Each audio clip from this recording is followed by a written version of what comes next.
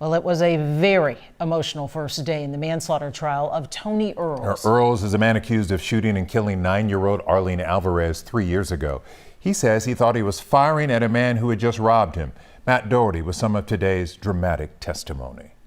Although court adjourned not long after 3 o'clock this afternoon, it was a full first day in the trial of Tony Earls. Police body camera video showed the moments shortly after the shooting when Armando Alvarez explained to an officer what happened to him and his family on Valentine's night in 2022. Alvarez testified this afternoon that he got home at about 8 p.m. that night and decided to take his family out to dinner for the holiday. Spanky's Pizza was one of his daughter's favorites, he told the jury. But before the family got to the restaurant, Alvarez said he had to go to Chase Bank. He testified that when they arrived, he saw a man in a mask running down the street and another man in a car with a gun. What happened next was like a nightmare. We were looking straight at him as he was shooting to our vehicle.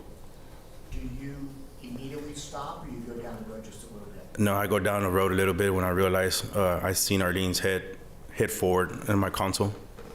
I thought she had ducked down, but she didn't. It was really because she had a bullet in her head. Prosecutors say Earls started shooting recklessly as he thought he aimed at a man who had just robbed him and his wife at the ATM. These are parts of the 911 call Armando and Wendy Alvarez made that night, played for the jury today.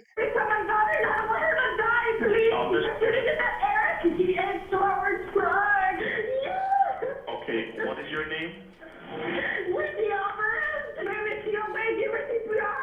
Yes, After the call was played, Earls began to cry. That in fact he wasn't reckless that night, and that he had a reason to believe that the truck was involved in the robbery. It took 3 years to bring the case to trial. Earls was initially charged with aggravated assault, but a grand jury declined to indict him. He was later indicted on a murder charge after the Alvarez family hired their own investigators. That charge was later reduced to manslaughter before the trial began today. Armando Alvarez is expected to take the stand again tomorrow morning, when he will be cross-examined by the defense.